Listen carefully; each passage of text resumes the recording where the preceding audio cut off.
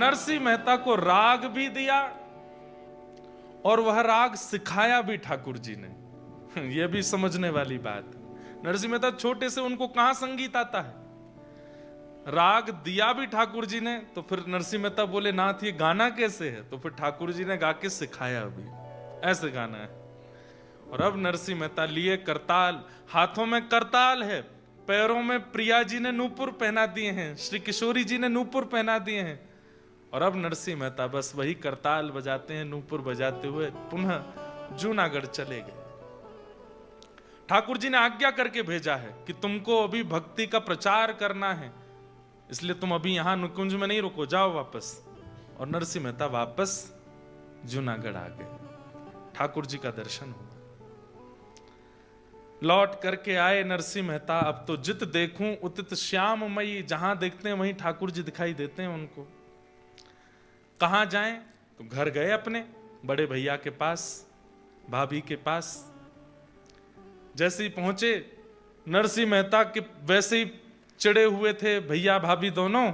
और अब ये पैरों में नूपुर देख करके, हाथ में करताल देख करके, और इनकी वेशभूषा जो भक्तों की सी बनी हुई थी उसको देख करके तो भाभी और भैया दोनों और गुस्सा हो गए।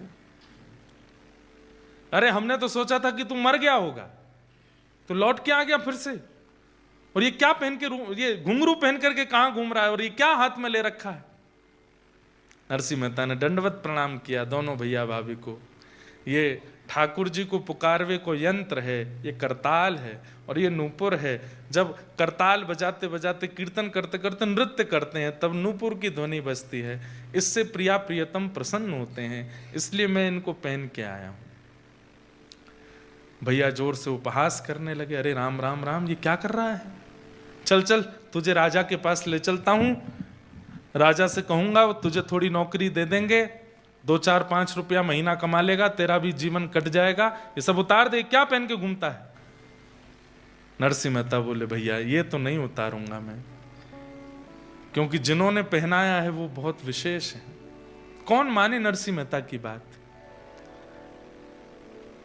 भाभी चिल्लाने लगी, बोले मैं ऐसे नहीं रहने दूंगी इसको घर में, पहले ही इसके कारण हमारा पूरा अपयश होता रहा है पूरे नगर में, और अब इसको ये घुंघरू पहन के घूमेगा, करताल बजाता घूमेगा, सब इसको क्या क्या बोलेंगे और इसकी वजह से हम लोगों को कलंकित करेंगे। आप पहले ही सुन लीजिए, इसको बाहर कर दीजिए, या तो ये रहेगा या मैं रहूंगी। नरसिंह मेहता बहुत चिंता में आ गए। भाभी मां, मैं कोई भार बन के नहीं, ये तो भगवत प्राप्ति के लिए हम सब जीवन में आए हैं, हम सब ने जन्म लिया है, उसी भाव की पूर्ति करना हूं मैं। बंधुओं एक बात ध्यान रखिएगा, हम लोग कई बार बहुत प्रेशराइज कर देते हैं किसी को कि you should wear Tilak and all every day. अच्छी बात है, पहनना ही चाहिए, नित्य तिलक धारण कीजिए, नित्य कंठी पहनिए, नित्य धोती पहनिए। पर कभी कभी ऐसा होता है कि देखिए मेरे साथ ये चीज डिस्टर्बिंग नहीं है, मैं रोज तिलक धारण करूं, रोज कंठी पहनूं, रोज धोती पहनूं, उसमें कोई दिक्कत नहीं, क्योंकि मेरा जीवन भी कृष्ण है, मेरे प्राण भी कृष्ण है, मेरा प्रोफेशन भी कृष्ण है, मेरा सब कुछ कृष्ण बन चुके हैं, इसलिए मुझे इतनी दिक्कत नहीं। पर आजकल के युवा जो कॉलेज भी जाते हैं, अपनी पढ़ाई आदि भी करते हैं, उनको तिलक धारण करने में अगर वहां उपहास सहना पड़ता है, तो या तो वो प्रहलाद जी की तरह, नरसिंह मेहता की तरह इतने बोल्ड बन करके रहें कि तुम चाहे जितना मजाक उड़ाओ, हम फिर भी तिलक धारण करेंगे, हम फिर भी शिखा रखेंगे, हम फिर भी धोती पहनेंगे। लेकिन यदि वो उपहास मन को व्यथित करता हो, तो ऐसी स्थिति में भक्ति का उपहास ना हो, ऐसी क्रिया करनी चाहिए। और वहां आचार्यों ने एक आज्ञा दी है, क्या, कि आप हाथ में जल लेकर के, आप अपने गुरुदेव का स्मरण करके और जल का तिलक धारण कर लीजिए। दैट इज इनविजिबल, लोगों को नहीं दिखेगा, ठाकुर जी को तो दिखेगा कि मेरो है, तो वो आप धारण करके जा सकते हैं। लेकिन घर वापस आते ही पुनः आपको तिलक धारण करना पड़ेगा। जो लोगों को तिलक धारण करने की विशेष परम इच्छा चित्त में होती है, उन लोगों के लिए ऐसा कर सकते हैं, या तो वो पहनिए, उसके लिए चाहे लड़ना पड़ जाए, दुनिया से लड़ जाइए, लेकिन फिर भी आप उस उपहास को अगर सह नहीं पाते हैं तो आप इस प्रकार से तिलक धारण कर सकते हैं। नरसिंह मेहता जी ने मन में विचार किया कि अकेले मेरा उपहास होता तो मैं सह लेता, लेकिन यहां पर करताल का, नूपुर का, संकीर्तन का, भक्त भेष का अपराध हो रहा है, ये मैं नहीं सह पाऊंगा। और नरसिंह मेहता ने अपने भैया भाभी को प्रणाम किया, बोले मैं घर छोड़ के जा रहा हूं। तो बोले तू जा रहा है इसमें तेरी भलाई होगी। नहीं नहीं नहीं, हम निकाल रहे हैं, हम तुझे घर से निकाल रहे हैं। सोचिए, बोले अगर ये कह के जाएगा कि मैं जा रहा हूं तो नगर के लोग कहेंगे कि उसने घर छोड़ा, इसमें इसकी भलाई मानी जाएगी। ऐसा करो कि हम तुझे निकाल रहे हैं। और नगर के लोगों को पता चले तो हल्ला करते हुए नरसिंह मेहता को घर से निकाल दिया। सब लोगों ने समझ लिया कि नरसिंह को घर से निकाल दिया है। नरसिंह मेहता जी बोले भैया मेरे तो ठाकुर जी हैं, अब वही मेरा जीवन चलाने वाले हैं, वही मेरी रक्षा करने वाले हैं, देखेंगे क्या होता है। गांव के बाहर एक धर्मशाला थी, उस धर्मशाला में जाके नरसिंह मेहता रहने लगे।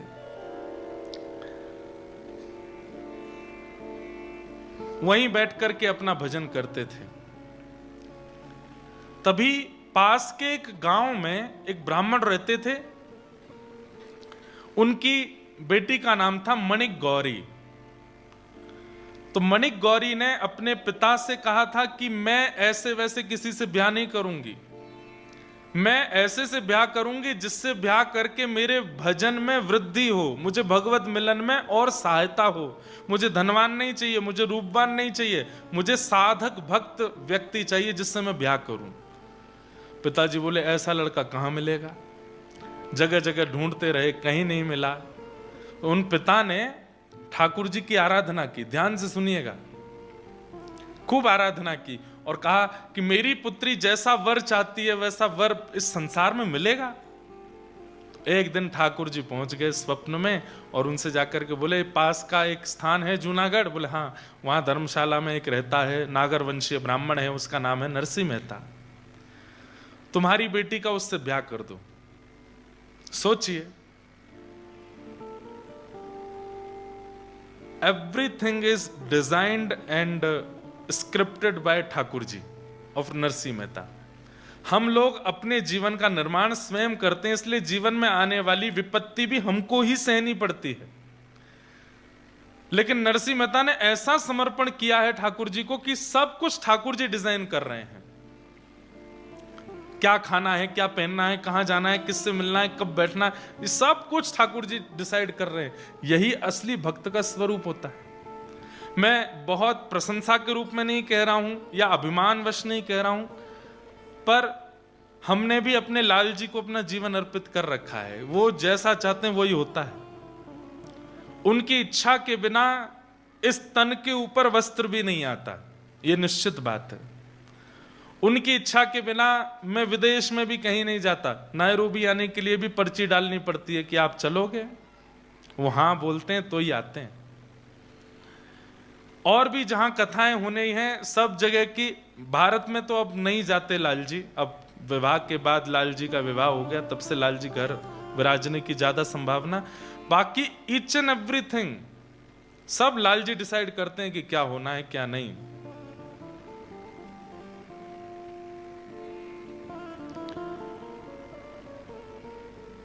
ईच एंड एवरीथिंग मतलब each and everything.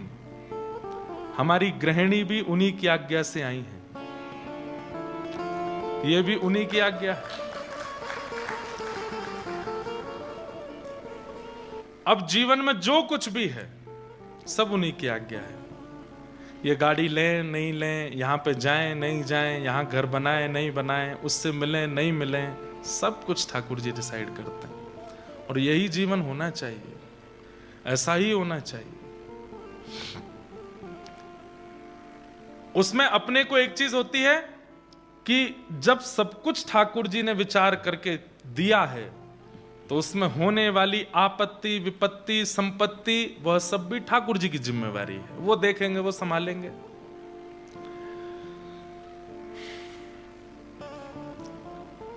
Thakur ji ने आज्ञा करके ब्राह्मण देवता को कहा कि अपनी बेटी का विवाह तुम वहां कर दो नरसिंह मेहता से, जाओ। यहां पर उन ब्राह्मण देवता ने अपनी बेटी मणिक गौरी का ब्याह नरसिंह मेहता से किया। नरसिंह मेहता जी ने भी ब्याह कर लिया, गृहस्थाश्रम में प्रवेश किया। आपकी पहली बेटी हुई जिसका नाम था कुमरी बाई। क्या नाम था? कुमरी बाई। ब्याह के 2 साल बाद प्रथम पुत्री हुई कुमरी बाई, जिसको आप नन्ही नन्ही कह के बुलाते थे। क्या बोलते थे? नन्ही। जैसे बालक, पिता अपने बालक को प्यार से बुलाता, तो ऐसे ही नन्ही नन्ही बोलते थे। उसी से उनका फिर कालांतर में नाम नानी हो गया और सब उनको नानी बाई बोलने लगे। और वही कथा फिर कल आएगी, नानी बायनो मायरो, जिनका भात भरने के लिए स्वयं ठाकुर जी गए थे। ये वही नन्ही नन्ही बाई, इनका नाम क्या था? कुमरी बाई, असली नाम कुमरी बाई। नरसिंह मेहता जी के फिर दूसरे एक पुत्र हुए, उनका नाम था श्यामल दास। इनकी बारात में भी ठाकुर जी गए थे। कितना सुंदर प्रसंग है, अभी सोच के ही मुझे गूज़बम्स हो रहे हैं। इनकी बारात भी ठाकुर जी लेके गए थे। सब कुछ नरसिंह मेहता के जीवन में अपना कुछ है ही नहीं, सब ठाकुर जी कर रहे हैं। और तीसरी इनकी एक पुत्री हुई, उनका नाम था रत्नाबाई। ये 3 संतान हुई नरसिंह मेहता की। धर्मशाला में रहते थे छोटे छोटे बच्चे।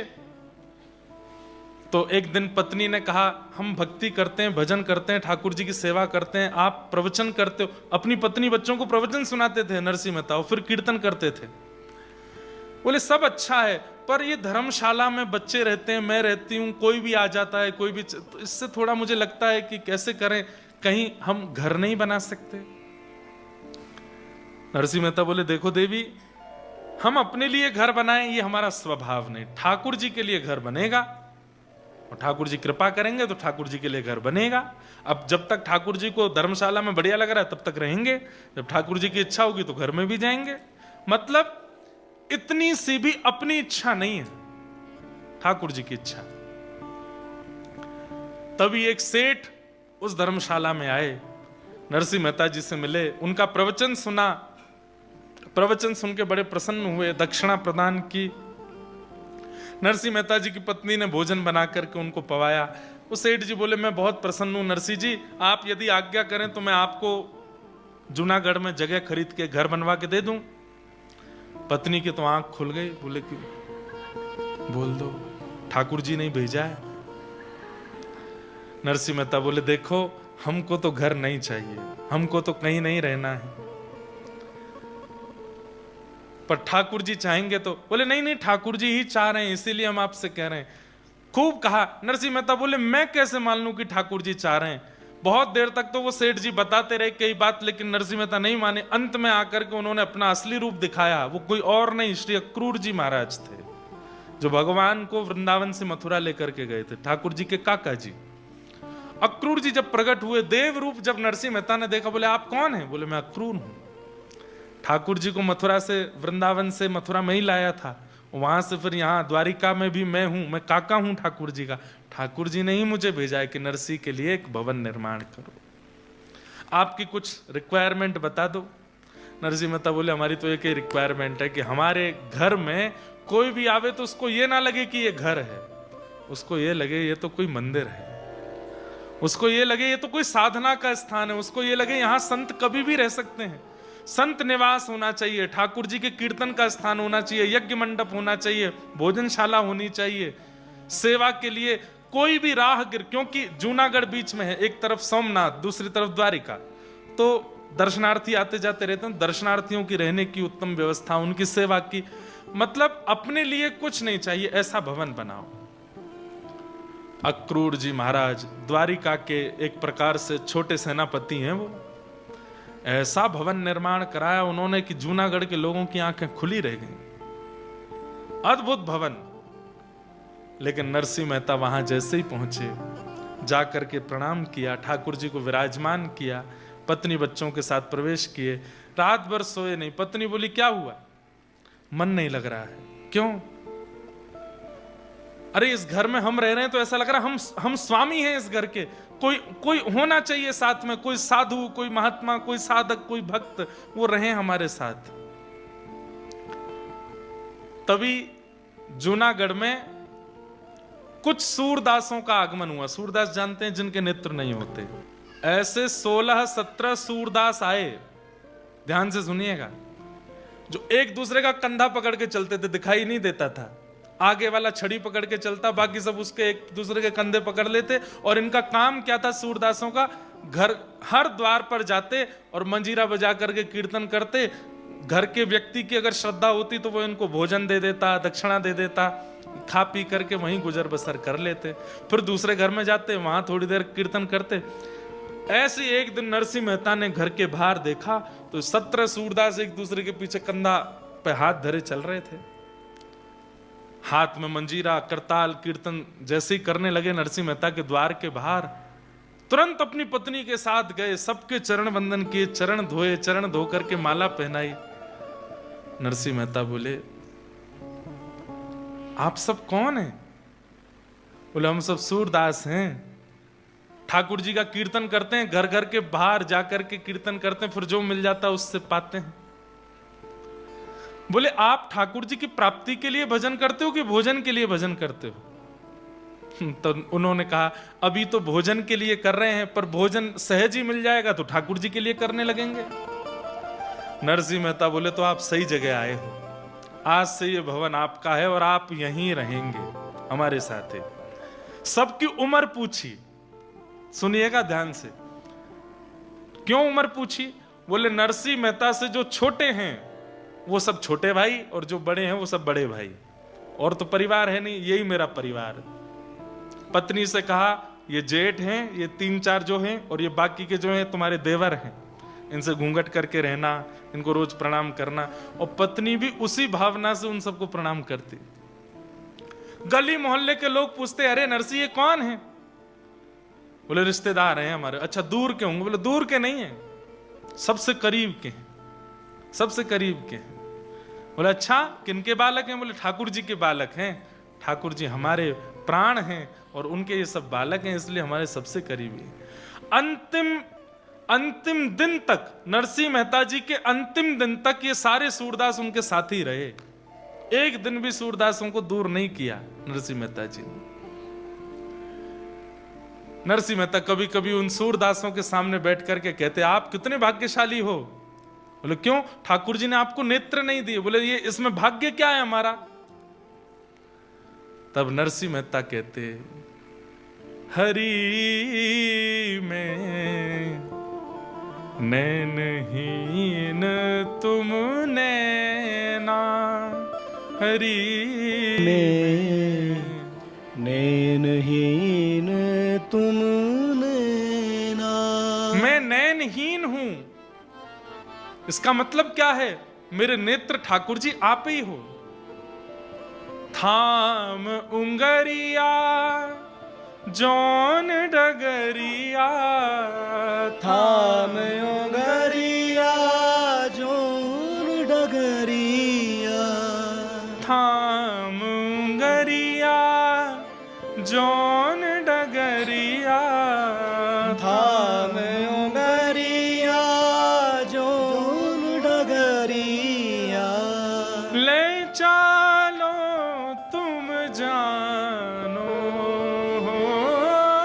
ले चालो तुम जानो, हरि में नैनहीन तुम नैना, हरि में नैनहीन तुम नैना। मैं नैनहीन हूं पर मेरे नेत्र आप हो। और नेत्रों का काम है वो अच्छे स्थान को देख के हमको वहां ले चलते हैं। मेरे नेत्र ही जब ठाकुर जी आप बन जाओगे तो थाम उंगरिया जोन डगरिया ले चालो तुम जानो, हरि में नैनहीन तुम नैना। आप लोग प्रेम से मेरे घर पर निवास कीजिए, आपका ही स्थान है। और नरसिंह मेहता उनके साथ में भाव से रहने लगे। भाई ने घर से तो निकाल दिया था नरसिंह मेहता जी को, लेकिन साल में एक बार नरसिंह मेहता जी के पिताजी का श्राद्ध होता था। उस श्राद्ध में बड़े भैया इनको कहते थे कि उसमें तुम आ सकते हो, बाकी तुम साल भर मत आना, पर पिताजी का माताजी का श्राद्ध होता है उसमें आ सकते हो। तो नरसिंह मेहता हर साल अपने बड़े भैया के घर केवल श्राद्ध में जाते थे, पिताजी का श्राद्ध करने के लिए। अब की बार जब बड़े भैया आए निमंत्रण देने, तो नरसिंह मेहता भाभी और उनकी पत्नी दोनों ने प्रणाम किया, घर में बिठाया। बोले अच्छा, किसी बड़े यजमान के द्वारा घर बनवा लिया आप तुमने, बहुत बड़ा घर बनवाया। सब आपकी पिताजी की कृपा है, ठाकुर जी की कृपा है। अच्छा, कल पिताजी का श्राद्ध है, आ जाना। जी भैया मैं आ तो जाऊंगा, लेकिन एक थोड़ी सी बात है। बोले क्या? हमारे परिवार में अब 3 बालक, मैं, मेरी पत्नी, हम ही नहीं हैं, हमारे साथ में 16 सूरदास भी हैं, वो भी आएंगे, वो हमारे ही परिवार के हैं, वो भी आएंगे, तो आप थोड़ी सी व्यवस्था ज्यादा रखना। और भैया एक बात और। बोले क्या? अब मेरे नियम बहुत हो गए, मैं सुबह से सेवा करता हूं ठाकुर जी की, तो मैं जल्दी नहीं आ पाऊंगा, मैं सेवा पूरी करके ही आ पाऊंगा। अब ये बातें कहीं तो बड़ी सहजता से थी नरसिंह मेहता ने, लेकिन उनके भैया को बहुत चुभ गई। अच्छा, ये बाहर के व्यक्ति हमारे नाम के नहीं, गोत्र के नहीं, कुल के नहीं, खानदान के नहीं, इनको लेके आएगा तू श्राद्ध में? सुन, हम तो तुझ पर कृपा करे बैठे थे कि 365 दिन में एक दिन तुझे अपने घर आने देते थे, अब वो भी बंद। आज से तेरा मेरा रिश्ता सब खत्म, बिल्कुल आने की जरूरत नहीं है। इन लोगों को लेकर के आएगा तो बिल्कुल आने की आवश्यकता नहीं है, आना चाहे तो अकेले आ जाना। नरसिंह मेहता जी ने अपना संबंध तुड़वाना स्वीकार कर लिया, लेकिन उन 17 सूरदासों को नहीं त्यागूंगा। वो भजन करते हैं। नरसिंह मेहता जी के जब भैया चले गए संबंध तोड़ के, तो सब लोगों ने कहा अब नरसिंह, पिताजी का श्राद्ध तो श्राद्ध है, बड़े भैया ने तो घर से निकाल दिया, अब तुमको अलग से करना पड़ेगा। नरसिंह मेहता जी बोले करेंगे, व्यवस्था है। बोले व्यवस्था तो नहीं है। बोले चलो कुछ ना कुछ व्यवस्था बनेगी। तो नरसिंह मेहता जी बोले एक मेरे सेठ जी हैं, मेरे यजमान हैं, उनको मेरा कीर्तन भजन बहुत अच्छा लगता है, मैं उनसे कुछ कर्जा ले लूंगा, उससे अपने पिताजी का श्राद्ध करूंगा, मैं व्यवस्था कर लूंगा। उससे पहले ब्राह्मणों को निमंत्रण दे आता हूं, और देवी तुम रसोई घर तैयार रखना, सेठ जी से कर्जा लेकर के आऊंगा, सामग्री ले लेंगे और फिर पिताजी का श्राद्ध हम लोग यहीं कर लेंगे। यहां पर बंधुओं, जब व्यक्ति विपरीत होते हैं ना, तो वो सब लोग ईर्ष्या में आ जाते हैं। नरसिंह मेहता जी का घर बन गया, नरसिंह मेहता जी को इतने लोग सुनने लगे, इन सब से जूनागढ़ के ब्राह्मण वंशीय लोग सब चिढ़ने लगे थे नरसिंह मेहता जी से। सब लोग ध्यान से इधर देखो, कथा सुनो, बहुत सुंदर प्रसंग है। नरसिंह मेहता जी कुछ ब्राह्मणों के पास गए, अपने कुल पुरोहित के पास जाकर के कहा कल पिताजी का श्राद्ध है, आप आ जाना। तो कुल पुरोहित बोले हम तो तुम्हारे बड़े भैया को वचन दे चुके हैं, उसके पास जाएंगे, और एक दिन में 2 श्राद्ध नहीं खाने चाहिए, हम तो नहीं आ पाएंगे, कहीं और व्यवस्था करो। नरसिंह मेहता जी किसी और ब्राह्मण के पास गए, वो ब्राह्मण भी नरसिंह मेहता जी से चिढ़ता था। तो उसने कहा नरसिंह जी दाम वाम है कि नहीं है, करवा पाओगे श्राद्ध? बोले कि करेंगे सब, आप बस आ जाइएगा। बोले ब्राह्मण भोजन के लिए कुछ व्यवस्था? बोले कि हाँ 4-5 ब्राह्मणों को तो भोजन पवा देंगे, आप आज्ञा कर दीजिए किनको निमंत्रण देना। बोले तुम क्या जाओगे निमंत्रण, मैं ही बुला लाऊंगा अपने साथ, तुम जाके बस व्यवस्था करो। नरसिंह जी बोले बड़ी कृपा, आप 5 ब्राह्मणों को लेके आ जाइएगा कल। ठीक है। नरसिंह जी जैसे ही गए, उस व्यक्ति ने सोचा 5 ब्राह्मण, पूरे जूनागढ़ को निमंत्रण दूंगा कल मैं, कल तेरे यहां भीड़ होगी, तमाशा होगा और हम देखेंगे। इतने ब्राह्मण आ जाएंगे, और जब नहीं पवा पाएगा नरसिंह मेहता तो फिर गालियां पड़ेंगी, तब आएगा आनंद। उस ब्राह्मण ने पूरे जूनागढ़ के ब्राह्मणों को निमंत्रण दे दिया। अरे नरसिंह मेहता ने बुलाया है, अरे हाँ हाँ बड़ा घर बन गया अब तो भैया, अब तो जरूर वो भोजन बढ़िया ही पवाएगा कुछ, कल चलते हैं उसके यहां प्रसाद पाने के लिए। यहां नरसिंह मेहता जी ने पत्नी से कहा देवी अब तुम तैयारी रखना, मैं ब्राह्मण देवता को बोले 5 ब्राह्मण कल आएंगे, एक पुरोहित जी आएंगे, और मैं सेठ जी के पास जा रहा हूं, उनसे थोड़ी व्यवस्था उधार ले आता हूं। 17 सूरदासों से भी कह गए आप भी ध्यान रखिएगा अपना। बोले हाँ ठीक है। नरसिंह मेहता जी उस सेठ जी के पास गए, सेठ जी से कहा ऐसे ऐसे पिताजी का श्राद्ध है, कुछ दे दीजिए आप, मैं आपको चुका दूंगा। सेठ जी बोले अगर मैं कोई दूसरा ऑफर दूं तो? क्या ऑफर? बोले आपको चुकाना नहीं पड़ेगा, जितना चाहोगे मैं दे दूंगा, पर आपको चुकाना नहीं है, कुछ और करना पड़ेगा। नरसिंह मेहता बोले क्या करना है? बोले मुझे कीर्तन सुना दीजिए, बैठ करके थोड़ा कीर्तन सुना दीजिए, और मैं जितने चाहूं उतने कीर्तन मुझे सुना दीजिए, मैं आपको जितना कहोगे उतना कर्जा दे दूंगा, उधार दे दूंगा आपको। नरसिंह मेहता बोले मैं कीर्तन तो सुना दूंगा, लेकिन समय का आप ध्यान रखना, क्योंकि मैं तो डूब जाता हूं कीर्तन में, और मैं कहीं कीर्तन में डूब गया और वहां ब्राह्मण आ गए और मैं नहीं पहुंचा, सामग्री नहीं बनी, तो फिर लेने के देने पड़ जाएंगे। सेठ जी बोले आप चिंता नहीं करो, आप आंख बंद करके कीर्तन करो, मैं आंख खोल के सुनूंगा। नरसिंह मेहता जी ने अपना करताल लिया हाथ में, बोले सेठ जी ध्यान रखिएगा, मैं डूब जाऊंगा, मुझे उठा दीजिएगा। बोले आप तो बस सुनाना प्रारंभ करो, और गाने लगे नरसिंह मेहता। हे मारा गिरधर लाल, थारो नचायो नाचू रे, मारा गिरधर लाल, थारो नचायो करताल बजा के गाओ। नाचू रे। मारा नट राजा, थारो नचायो नाचू रे। ओ मारा नट राजा, थारो नचायो नाचू रे। ओ मैं तो थारो नचायो नाचू, ओ मैं तो थारो नचायो नाचू रे। मैं तो थारो नचायो नाचू, ओ मैं तो थारो नचायो नाचू रे। मारा गिरधर लाल, थारो नचायो नाचू रे। ओ मारा गिरधर लाल, थारो नचायो बोल गिरधर लाल प्यारे की। ऐसा कीर्तन किया नरसिंह मेहता ने। 18 घंटे निकल गए कीर्तन करते करते। सेठ जी जो बोले थे कि मैं आपको उठा दूंगा, वो खुद नाचने लगे, खुद मंत्रमुग्ध होकर के नृत्य करने लगे। लेकिन जैसे ही नरसिंह का कीर्तन ठाकुर जी के कान में पड़ा, द्वारिका में बैठे ठाकुर जी छटपटाने लगे। रुक्मणी जी बोली क्या हुआ? बोले अरे वहां पर पूरा जूनागढ़ नरसिंह के घर आज प्रसाद पाने के लिए आ रहा है। नरसिंह मेहता के पिता का आज श्राद्ध होना, और ये यहां बैठ के कीर्तन गा रहा है, क्या करूं?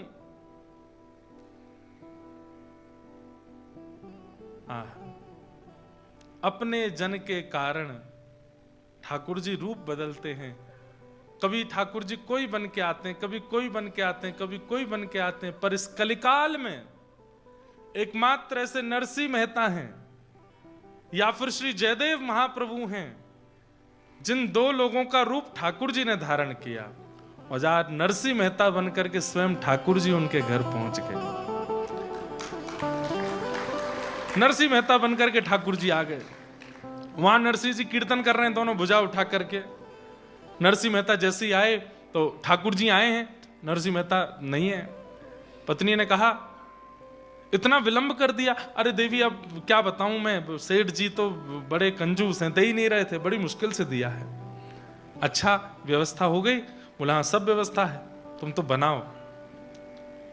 उन 17 सूरदासों को भी ठाकुर जी ने जाकर के एक एक काम दे दिया, तुम धनिया काटो, तुम मिर्च काटो, तुम ये काटो। बोले कि हमारे आंख तो है नहीं। ठाकुर जी ने ऐसी मोहिनी घुमाई, बोले और कुछ नहीं दिखेगा, सब्जी जरूर दिखेगी, काटो बनाओ। सब लगे हैं सामग्री तैयार करने में। ठाकुर जी आटा गूंद रहे हैं, पत्नी यहाँ पर चढ़ा करके बढ़िया कर रही है तैयारी, सामग्री सिद्ध हो रही है। पत्नी बोली इतनी सामग्री क्यों बनवा रहे हैं, 5 ब्राह्मण आने वाले हैं। अब बोले देवी सेठ जी ने ज्यादा पैसा दे दिया है, तो मैं तो रखता नहीं हूं, तुम मेरा स्वभाव जानती हो, तो जितना दिया है उतने की सामग्री बना देते हैं, जितने ब्राह्मण पा जाएंगे अच्छा, बाकियों को बंटवा देंगे। क्योंकि ठाकुर जी तो जानते थे 4000 आने वाले हैं। सुबह का समय हुआ, सामग्री बनकर के सिद्ध बिल्कुल तैयार हो गई। ठाकुर जी सिर पर स्वापा बांध के, नरसिंह मेहता तो नहीं है, ठाकुर जी हैं। सब ब्राह्मण आए, अरे नरसिंह कहां हो? ठाकुर जी निकल के बाहर आए, आकर के पत्नी सहित सब ब्राह्मणों को दंडवत प्रणाम किया। नजर उठा के देखी तो जहां तक दृष्टि जा रही है ब्राह्मण ही ब्राह्मण। देवी बोली आपने तो कहा था 5 आने वाले हैं। बोले मुझे पता था इतने आएंगे। वो तो बढ़िया हुआ, सेठ जी ने जितने पैसे दिए सबकी सामग्री बनी। देवी देखो सबको प्रसादी पवानी है, अब तुम जल्दी तैयारी करो, मैं पिताजी का श्राद्ध कर दूं। बंधुओं, नरसिंह मेहता का सौभाग्य है कि उनके घर ठाकुर जी आए, पर मुझे लगता है कि उनके पिता का कितना सौभाग्य है कि प्राण निकलने के बाद ठाकुर जी आज उनका तर्पण कर रहे हैं, आज ठाकुर जी उनका श्राद्ध कर रहे हैं। आज वैकुंठ में बैठे नरसिंह मेहता के पिता भी नृत्य कर रहे हैं कि अरे वाह रे नरसिंह, तेरे भक्ति के कारण आज मेरा श्राद्ध। कहते हैं पुत्र के द्वारा श्राद्ध होने से पितृ मुक्त हो जाते हैं, पिता प्रसन्न होता है, दादा प्रसन्न होते हैं। ठाकुर जी श्राद्ध कर रहे हैं। ठाकुर जी ने श्राद्ध किया विधिवत, जैसे श्राद्ध होता है बिल्कुल वैसे श्राद्ध किया। श्राद्ध के बाद में ब्राह्मणों को बैठाया। सब ब्राह्मण बोले नरसिंह कुछ है कि बस पूड़ियों पे ही जीना पड़ेगा? अरे नहीं नहीं, आपकी सब कृपा विराजिए ना। सबके लिए पाटे बिछाए गए, सबके आगे पत्तल लगाई। ठाकुर जी ने कमर पर फेंटा बांधा, लिए पत्नी के साथ परोसने लगे। 17 सूरदास बैठे थे। ठाकुर जी तुम क्या कर रहे हो? हम कैसे परोसेंगे? बोले तुमको केवल परोसने वाली पत्तल दिखेगी और कुछ नहीं दिखेगा, चलो। ऐसा भाव है नहीं, मुझको लगता है ठाकुर जी ने किया तो होगा, कहीं लिखा नहीं है, लेकिन मेरे मन में आया जब मैं इस भाव को पढ़ रहा था तो मेरे मन में आया कि ठाकुर जी ने जरूर उन 17 के साथ भी लीला तो करी होगी। सबको प्रसाद, एक नहीं 2-2 4-4 सब्जियां बनी है, 2-2 3-3 प्रकार की पूड़ियां बनी है, अमरस बना है, रायता बना है, और सब इतना स्वादिष्ट क्यों? ठाकुर जी अपने हाथ से लेकर के आए। जिनके हस्त कमलों में अमृत साक्षात विद्यमान है, ऐसे ठाकुर जी अपने हाथ से परोस रहे। ब्राह्मण पा करके बस कहते हैं, हमारे नाथद्वार में एक बाबा हैं, सबको मिलते नहीं है, बहुत कम लोगों से मिलते हैं, ब्रज के हैं। मैं उनके पास गया तो मेरे से बोले लाला हाथ आगे कर, और बड़े आनंद में रहते हैं। वो खूब डांट फटकार भी देते हैं, मुझे भी खूब डांट देते हैं जब मैं जाता हूं, हर कोई उनको सह भी नहीं पाएगा। तो मैं गया, पहले तो 3 घंटा मेरी परीक्षा ली, भागवत जी के श्लोक पढ़ो, सुबोधनी जी पढ़ो। 3 घंटा बाद मुझसे बोले चलो हाथ आगे करो। हाथ आगे किया तो कुछ प्रसादी दी, पाके बताओ ठाकुर जी ने अरोगा कि नहीं। पूछने का तरीका देखिए, हम लोग सामग्री बना के पूछते हैं कि बताओ अच्छी बनी कि नहीं, वो क्या पूछ रहे हैं? बताओ ठाकुर जी ने पाया कि नहीं, पाके बताओ। मतलब इसके स्वाद से ये बताओ कि ठाकुर जी ने भोग लगाया कि नहीं। तो मैंने पाया, मैंने कहा हाँ बाबा अच्छो है, ठाकुर जी ने पायो है। तो बोले झूठ बोल लो है, नहीं पायो ठाकुर जी। दूसरी सामग्री दी, मैंने पाई, मैंने कहा ये तो ठाकुर जी ने भोग लगाई। बोले ना ये भी भोग नहीं लगाई। तीसरी सामग्री जो उन्होंने दी पता नहीं क्या थी, मुझे याद नहीं, पर वो पाते ही मेरे नेत्र बंद हो गए और मैं पाने में व्यस्त हो गया। तो फिर बोले ये ठाकुर जी ने पायो है, ये ठाकुर जी ने अरोगो है। जहां बता दिया गया हो, वृंदावन से लौट करके अनुभव बता दिया गया हो, तो समझो वृंदावन नहीं गए थे। और वृंदावन से आकर के अनुभव बता नहीं पाए हो, तब समझो कि यहां वृंदावन से आए हो। कथा कैसी लगी? अच्छी लगी, बहुत अच्छी थी, बहुत बढ़िया। इतना सब बता दिया गया तो समझो कि कथा सुनी नहीं, पर कथा कैसी लगी? बोले बस शब्द नहीं है, ये सुनी कथा। आज ऐसा प्रसाद बना है कि सब ब्राह्मण सिर हिला रहे हैं, वारे नरसी वारे नरसी। जो सब चिढ़ के मारे आए थे, सब प्रसाद पाकर के मुरीद हो गए नरसिंह मेहता जी के। सब अपने दोनों भुजा उठा के आशीर्वाद देने लगे। बोले अरे नरसी, तेने तो इतना तृप्त कर दिया है भैया, ठाकुर जी तेरा खूब भलो करे, तू खूब ऐसी आनंद करे। दो चार चिड़े हुए तब भी बैठे थे। बोले अरे अभी क्या, अभी तो भोजन पाया, अभी दक्षिणा की बारी है, देखते हैं दक्षिणा क्या देगा। पत्नी की भी चिंता हुई, ठाकुर जी को भीतर लेके गई, सुनिए प्रसाद तो पवा दिया, अब दक्षिणा कैसे बांटेंगे। मैं कह रहा था ना सेठ जी ने ज्यादा दे दिया है, सेठ जी ने वो भी व्यवस्था दी है। और क्या व्यवस्था है, तो देखा तो अंदर पोटलियां रखी थी, एक एक पोटली में 12-12 सोने की मोहर। पत्नी बोली मुझे लगता था सेठ जी उदार हैं, पर ये तो बहुत ही ज्यादा उदार हैं, इतने उदार। 4000 पोटली 12 सोने की मोहर, कोई आज भी नहीं कर पाएगा कोई इतना। और नरसिंह मेहता और पत्नी दोनों, आज मुझे तो कभी कभी पत्नी के लिए भी लगता है कितना सौभाग्य है। पति जब कोई अच्छा कार्य करते पत्नी हाथ लगाती है, वो ठाकुर जी के संग हाथ लगा रही हैं, ठाकुर जी के संग ब्राह्मणों को पूजन कर रही हैं, युगल दोनों एक साथ आशीर्वाद लेते हैं, उसका एक अपना महत्व होता है। आज नरसिंह मेहता की पत्नी के बगल में आशीर्वाद ब्राह्मणों का नरसिंह जी नहीं ठाकुर जी ले रहे हैं, कितना सौभाग्य उनकी पत्नी का। ब्राह्मण सब पोटलियां लेते हैं, बोले इतनी भारी, अरे कंकड़ पत्थर भर दिए क्या नरसिंह? नहीं नहीं नहीं, सब आपकी कृपा है। खोल खोल के देगा तो 12-12 सोने की मोहर। ब्राह्मणों के नेत्रों से आंसू निकल पड़े, सब हृदय से लगावे नरसिंह मेहता को, और प्रणाम करते हुए सब लोग वहां से निकल पड़े। नगर में जाके हल्ला मचा दिया महाराज। वो कुल पुरोहित जी जो आए ही नहीं थे, वो बड़े भैया के यहाँ श्राद्ध खा के आए। उस समय श्राद्ध में सबसे बड़ी दक्षिणा मिलती थी 1.5 रुपया। कितना? उनको 1.5 रुपया मिला था बड़े भैया के यहाँ श्राद्ध खाने पर। तो वो 1.5 रुपया लेकर के ऐसे छाती चौड़ा के चल रहे थे। क्यों? बोले सबसे बड़ी दक्षिणा मुझे ही मिलती है श्राद्ध की, 1.5 रुपया, और किसी को नहीं मिलती। उनकी छाती देख करके 4000 ब्राह्मणों ने और फुलाई। बोले क्यों कर रहे हो ऐसे? 1.5 रुपया मिला, आज देखा मेरे यजमान ने कितना दिया? बोले महाराज अब बस बुलवाओ मत हमसे। नहीं नहीं बताओ। बोले 12 सोने की मोहर। अरे झूठ बोलते हो? बोले नहीं हम सत्य बोल रहे हैं, 12 सोने की मोहर, एक को नहीं सबको। 4000 लोग गए थे, सबको 12 सोने की मोहर। घिस घिस करके देख रहे हैं कहीं सोना झूठा तो नहीं है, ये तो नहीं, सब बिल्कुल सत्य निकला। बोले कैसे हो गया? मैं क्यों नहीं गया नरसिंह के यहां प्रसाद पाने? यहां नरसिंह मेहता ने सब करा। अब पत्नी से बोले देवी अब चलो मुझे भोजन कराओ। पत्नी ने भोजन की थाली लगाई, थाली लगा करके ठाकुर जी पा रहे हैं।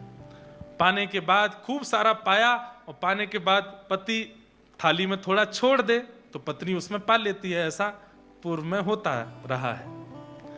पत्नी दूसरी थाली नहीं लगाती, वो पति की थाली में ही पा लेती है। ठाकुर जी का अधरामृत बचा है। ठाकुर जी ने सब पाया। वो देवी अब तुम पालो, मैं हस्त प्रक्षालन करके आता हूं।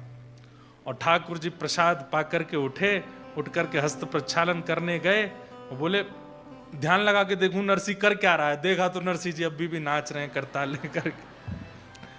वाह रे नरसिंह, तू ऐसे नाचता रहेगा तो द्वारिका छोड़ के मुझे तेरे घर पर रहना पड़ेगा। ठाकुर जी ने तुरंत चुटकी बजाई, और नरसिंह मेहता का जो भाव चल रहा था वो भाव तुरंत धूमिल हुआ। अचानक से नरसिंह मेहता जी का मन उच्चाटित हुआ, नेत्र खुले। देखा तो सेठ जी पूरा परिवार निहाल पड़ा है सामने, वो भी नाच रहे हैं। सेठ जी क्या समय हो गया? उस समय का तो पता नहीं कितना हो गया। बाहर जाके पूछा, बोले कि भैया हमारा कीर्तन कितनी देर से? बोले कम से कम 20-25 घंटे हो गए भैया, कल सुबह शाम को शुरू किया, आज की शाम हो गई है। नरसिंह मेहता बोले ब्राह्मणों ने उपद्रव कर दिया होगा, मेरी पत्नी को आज बहुत गालियां दी होगी, कहीं घर से ही नहीं निकाल दिया हो। अरे क्या हो रहा होगा? बेचारे उन 17 सूरदासों के तो कपड़े फट गए होंगे। नरसिंह मेहता बोले सेठ जी आप जल्दी मुझे दे दीजिए, मैं सामग्री लेकर के जाऊं। धन लेकर के सामग्री लेने के लिए जाना चाहते थे, लेकिन बोले एक बार घर की स्थिति तो देख चलूं, कहीं आग वाग तो नहीं लगा दी घर में। घर के बाहर से झांक करके देखा तो चबूतरे पर पत्नी बैठे प्रेम से प्रसाद पा रही है। नरसिंह मेहता बोले ये क्या हो रहा है? हो सकता है पीछे से कोई व्यवस्था हो गई हो, ये प्रसाद कैसे पा रही है? और ये प्रसन्न भी लग रही है दूर से देखने में। नरसिंह मेहता तुरंत गए और जाकर के बोले देवी, हाँ जी आ गए, हाथ धो के आओ बैठो। नहीं देवी मुझे पता है तुम क्रोध में बोल रही हो, मुझे 24 घंटा हो गया, मेरे से गलती हो गई। ब्राह्मणों ने ज्यादा कुछ तो नहीं कहा ना, घर में वो 17 सूरदास भी ठीक है ना, घर की स्थिति तो कोई क्या बोल रहे हो आप, ये सब क्या कह रहे हो? अरे मैं कल सेठ जी के यहां गया था, देवी पूरी रात कीर्तन चलता रहा, पूरा दिन अभी जाके कीर्तन विश्राम हुआ और मैं आया हूं। पत्नी ने जैसी ये बात सुनी बोले आप क्या बोल रहे हैं? सुबह श्राद्ध हुआ है, 4000 ब्राह्मण आए थे, मैंने आपने हम सबने मिलकर के सामग्री बनाई। अरे मुझे तो आश्चर्य था 17 सूरदास कैसे देखने लगे, बिल्कुल बारीक मिर्च काट रहे थे सुबह। आप क्या कह रहे हैं? नरसिंह मेहता समझ गए मैं नहीं था, बैठ गए। बोले मुझे आज का पूरा दिन याद दिलाना। देवी याद नहीं आ रहा क्या हुआ था आज। पूरा वृत्तांत वो बताती जा रही है और नरसिंह मेहता के नेत्रों से अश्रु आते जा रहे हैं। नेत्र खोल करके अपनी पत्नी का हाथ पकड़ करके बोले मैंने कहाँ छुआ था सुबह तुम्हें? बोले आपने ये हाथ पकड़ा था। वो हाथ लेकर के अपने सिर से लगाने लगे। बोले देवी मैं नहीं था, द्वारिकाधीश आए थे, मैं तो 24 घंटे से वहीं था, ठाकुर जी आए थे, मुझे दिखाओ वो कहां बैठे थे।